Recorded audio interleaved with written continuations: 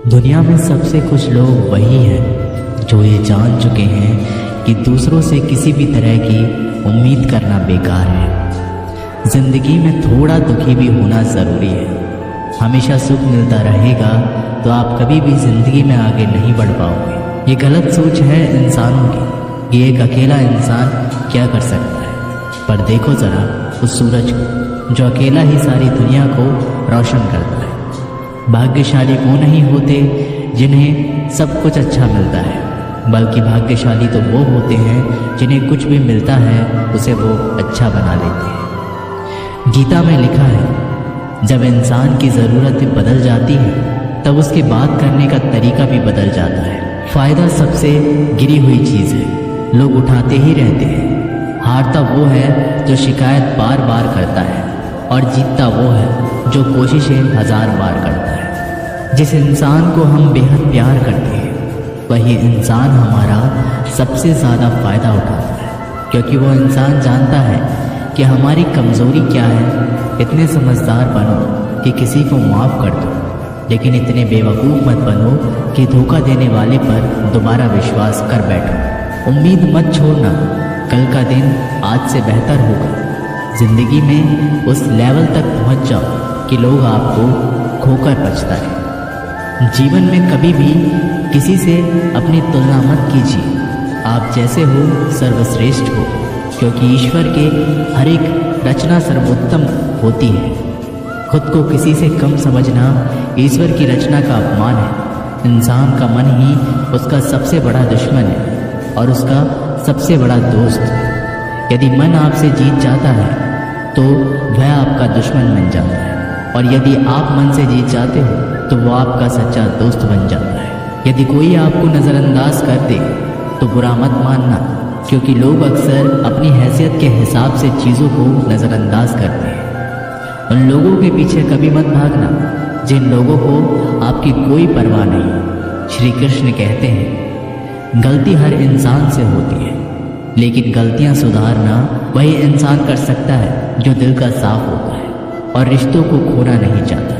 जिंदगी का सबसे बड़ा थप्पड़ किसी से की गई उम्मीद मारती है। कभी कभी इंसान ना टूटता है ना बिखरता है, बस हार जाता है। कभी खुद से तो कभी किस्मत से तो कभी अपनों से।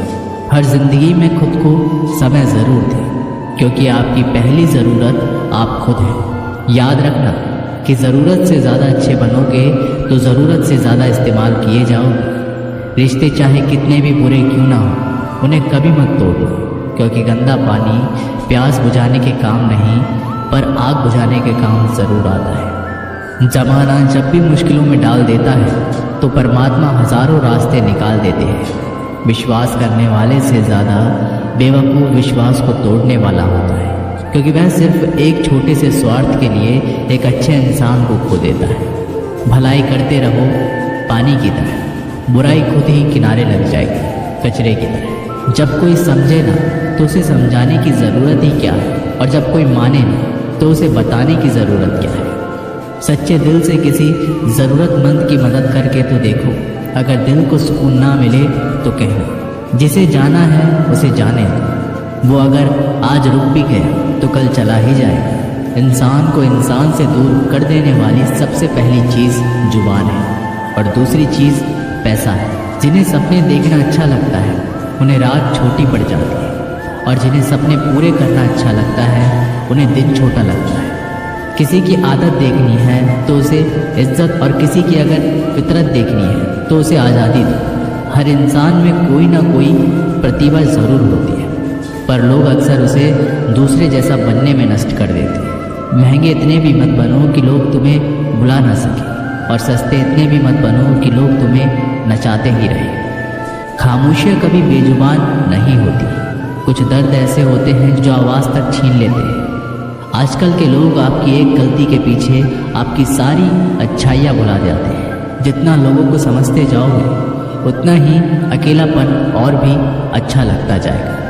ख़त्म हो जाएंगे वो भी रिश्ते जिनसे मिलकर लगता था कि ये उम्र भर साथ देंगे। श्री कृष्ण कहते हैं, अगर अहंकार किसी भी चीज़ का हो सर्वनाश करके ही छोड़ता है। खाली वक्त में हर कोई बात कर लेता है, प्यार तो तब होता है जब कोई आपसे बात करने के लिए अपना सारा वक्त खाली कर दे। सब कुछ ठीक करने का इंतज़ार करोगे तो बैठे ही रह जाओगे, पर हिम्मत करो, खुद उठो और अपनी ज़िंदगी में सब कुछ ठीक कर दो। लोग पहचानना भी भूल जाएं, इससे पहले ही अपनी पहचान बना लेनी चाहिए। एक बार एक राजा ने भगवान श्री कृष्ण का मंदिर बनवाया और उसमें मूर्ति की पूजा करने के लिए एक पंडित को रखा।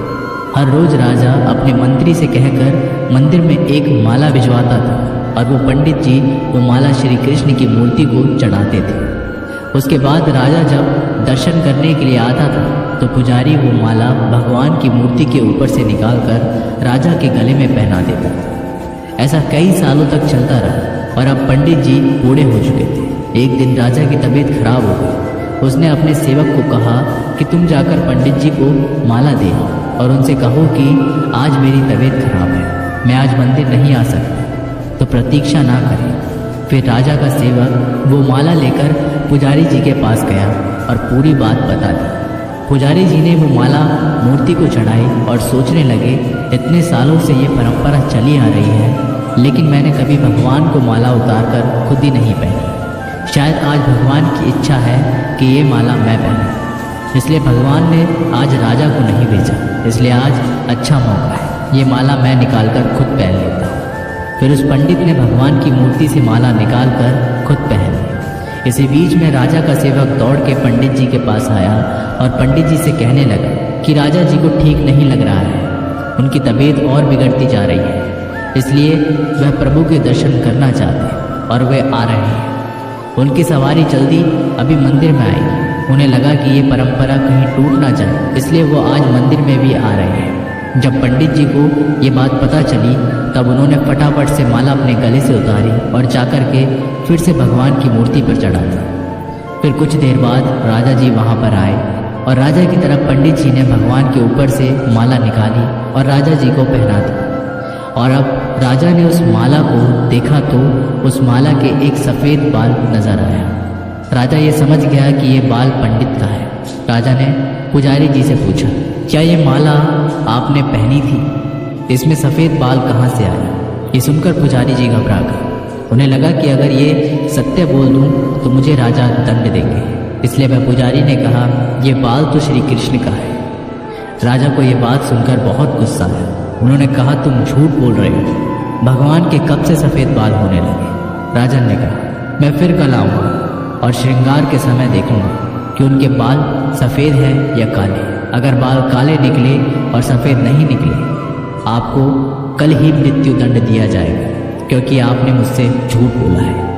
राजा ये कहकर वहाँ से चला गया। इधर पुजारी भगवान के चरणों में गिरकर रोने लगा, हे प्रभु, मुझे माफ़ कर दीजिए, मैं लोभ में आ गया था, मुझे लगा मुझे ये माला पहन लेनी चाहिए, मुझे बचा लीजिए, नहीं तो कल राजा मुझे मार देंगे। वो पुजारी पूरी रात भगवान के चरणों में गिरकर रोने लगा, विनती करने लगा, प्रभु मुझे बचा लीजिए। अगली सुबह राजा श्रृंगार के समय मंदिर में पहुंचा।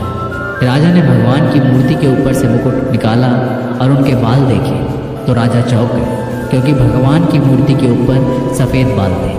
राजा ने सोचा कि यह पुजारी की कोई चाल है, इसने मौत की सज़ा से बचने के लिए भगवान के बाल सफ़ेद कर दिए। राजा ये बाल असली है या नकली, इसकी जांच करने के लिए बाल तोड़ने लगा। जैसे ही राजा ने कुछ बाल तोड़े तो मूर्ति में से खून की धारा बहने लगी। राजा भगवान के चरणों में गिर गए, क्षमा मांगने लगे और रोने लगे, मुझे माफ़ कर दीजिए।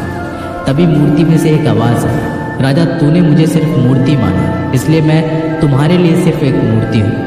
लेकिन पुजारी ने मूर्ति में साक्षात भगवान देखा, इसलिए मुझे मेरे भक्त की रक्षा करने के लिए मेरे बाल सफ़ेद करने पड़े और खून की धारा बहानी पड़ी, ताकि मैं तुम्हें समझा पाऊँ कि जहाँ भाव है वहाँ भगवान है।